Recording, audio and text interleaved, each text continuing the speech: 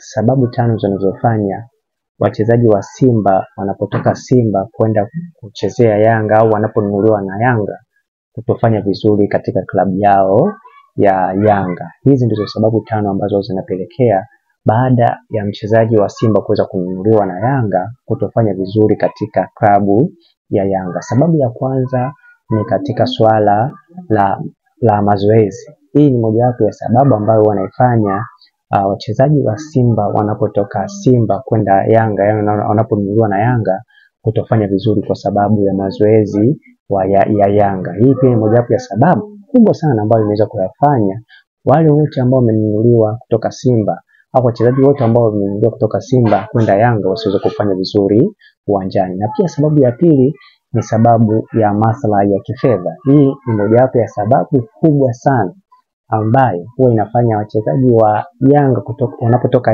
wanapotoka Simba kuja kuchezea Yanga kushindwa kufanya vizuri kama walivyokuwa wanachezea Simba kwa sababu ya maslahi ya kifedha. Na pia sababu ya 3 ni sababu ya kutokuwa na motisha wa klabu. Hii ni mojawapo ya sababu kubwa sana ambayo huwa inafanya wachezaji wa Simba wanaponunuliwa kuja Yanga kutofanya vizuri kama wanavyokuwa Simba.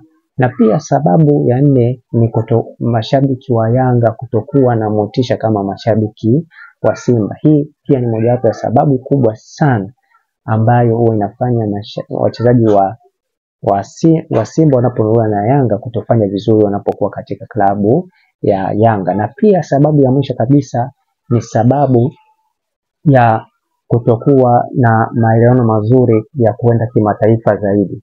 Huu ni ukweli ambao upingiki kwamba Yanga huwa haina maelewano mazuri katika swala kufanya vizuri kimataifa ukilinganisha na Simba. Kwa hiyo wachezaji wa Simba wanapotoka Simba kuja Yanga huwa kiwango chao kinapotea kwa sababu ya kushindwa kuelewana vizuri katika swala la kwenda kimataifa. Na kama unahitaji kuweza kufahamu mambo mbalimbali ambayo yanahusiana Yanga na Simba, hakikisha unanifollow katika page hii. Naitwa Isaac Kanyankole, asante na